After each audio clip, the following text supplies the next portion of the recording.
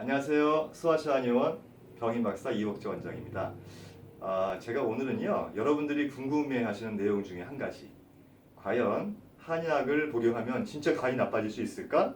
라는 거에 대해서 제가 설명을 좀 드리고자 합니다. 한약을 먹으면요, 정말 간이 나빠질까요?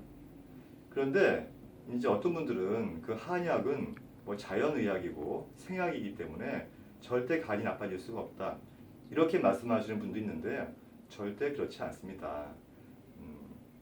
체질과 증상이 맞지 않게 잘못된 한약을 복용을 하면은요, 정말 간뿐만이 아니고요, 비장, 콩팥 할 것 없이 안 좋아질 수가 없어요. 그러니까 약이죠. 그죠? 음식과 약의 차이점은 약이라고 하는 것은 반드시 부작용이 있는 것이고요. 부작용이 있는 약이어야만이 병을 치료할 수 있는 것입니다.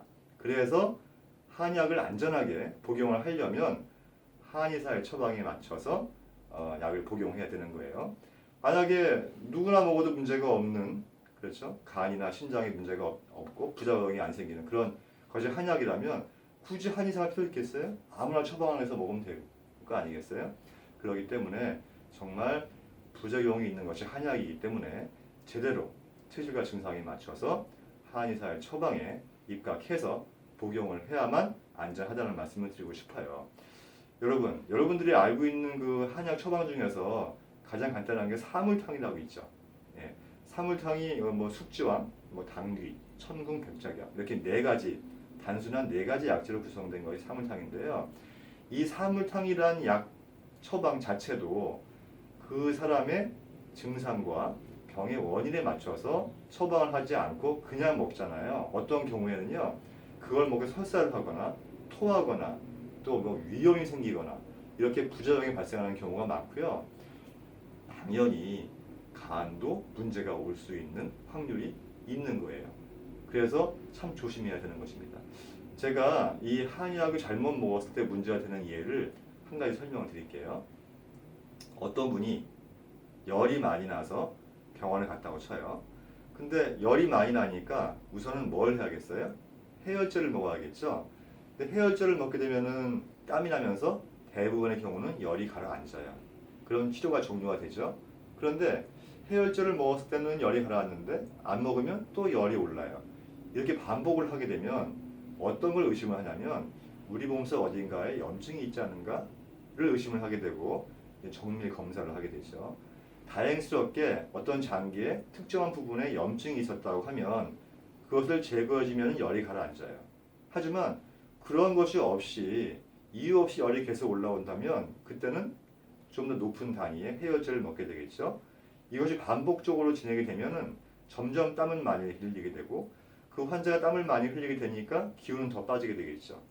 그런데 만약에 그 환자가 이러다가는 내가 정말 기운이 없어가지고 더 큰 병이 올 수도 있겠어 라는 걱정으로 한의원에 갔다고 쳐요. 근데 한의원에서 그분의 상태를 보고 열이 많이 나니까 열을 내리는 차가운 약 중심에, 그래서 설사를 하거나 대변을 통해서 열이 빠져나갈 수 있는 그런 종류의 처방을 했다면 어떻겠어요? 그 환자는 완전 늘어집니다.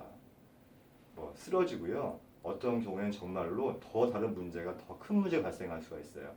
그때는 어떤 처방을 해야 될까요? 당연하죠. 기운을 도와주는, 그죠? 땅구멍을 막아주고 기운을 도와주는 약을 써야 오히려 그분한테는 더 유리한 상황이 되는 거예요.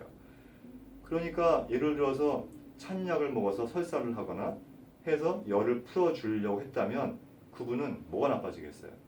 면역이 떨어지고 당연히 간이고 콩팥이고 어떤 장이든지 간에 문제가 발생할 수 있지 않겠어요? 그것이 중요하다는 거예요. 그런데 이 참 이상한 거는요, 지금 제가 말씀드린 건 뭐예요?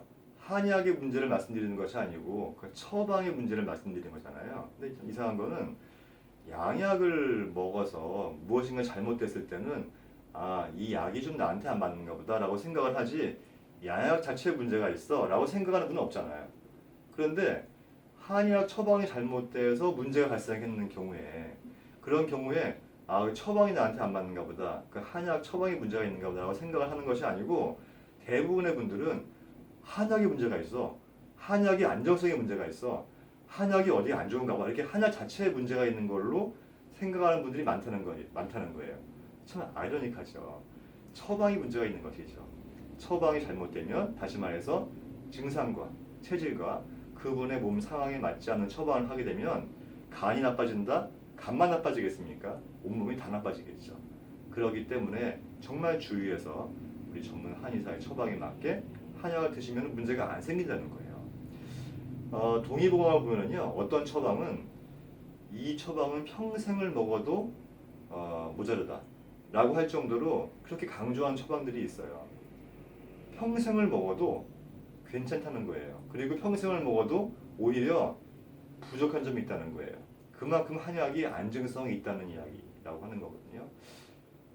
또 한 가지는요. 또 이제 한약에 대해서 여러분들이 이제 또 간의 한약 뭐 간 독성 이렇게 설명을 할 때 한약엔 중금속이 있다. 이런 식으로 이제 이렇게 말씀을 하시는 분들이 있어요. 그래서 이제 국내 한 연구진에서 정말로 한약 속에 중금속이 도대체 얼마나 들어 있을까라는 거를 이제 연구를 해서 발표한 게 있어요. 그 내용을 보면은요. 우리가 한번 한약을 복용할 때 먹는 약이잖아요. 보통 100cc에서 130cc 정도 양인데 그 속에 들어있는 중금속의 양이 우리가 매일 먹는 밥이 있죠. 밥 한 공기 속에 들어있는 중금속 양보다 훨씬 더 적다는 거예요. 우리가 중금속 걱정돼서 밥을 먹지 않습니까? 그렇지 않죠. 평생 밥을 먹어도 문제가 안 생기잖아요. 왜 그럴까요? 밥 속에 중금속이 들어있지만 평생을 먹어도 몸에 남지 않을 만큼의 미량이기 때문에 안전하다고 생각하고 먹는 거예요. 그런데 이 탕약 속에는 밥 한 공기 속에 들어있는 중금속 양보다 훨씬 더 적은 양이 들어있기 때문에 이것이야말로 평생 아무리 많이 먹어도 문제가 되지 않는 거죠. 그러니까 처방이 잘 되고 약재가 훌륭하니 문제가 없다는 거예요. 지금 저희가 그 처방을 하고 치료하는 이제 사람 중에서 어린이가 많잖아요. 저희 한의원에는 보통 어린이들이 시력이나 비염이나 성장이나 성조숙, 비만 이런 것들로 이제 한약을 복용을 하는데 보통 기본적으로 먹는 기간이 6개월 이상이에요. 아무 문제가 없습니다. 여러분 걱정하지 마시고 한약 간에 문제 없습니다. 다만 조건이 있죠. 무조건 문제가 없는 것이 아니고 그 사람의 증상, 체질, 병인, 그죠? 이런 것들에 맞춰서 제대로 전문가인 한의사가 처방을 한 한약은 절대로 간에 문제가 없다는 것 그렇게 아시고 안심하고 한약을 드시기 바랍니다. 여러분 그 잘 낫지 않는 질병 때문에 참 고민이 많으시죠? 예, 병인 박사인 제가 여러분의 병을 깔끔하게 해결해서 그 질병을 제대로 고쳐드리겠습니다. 감사합니다.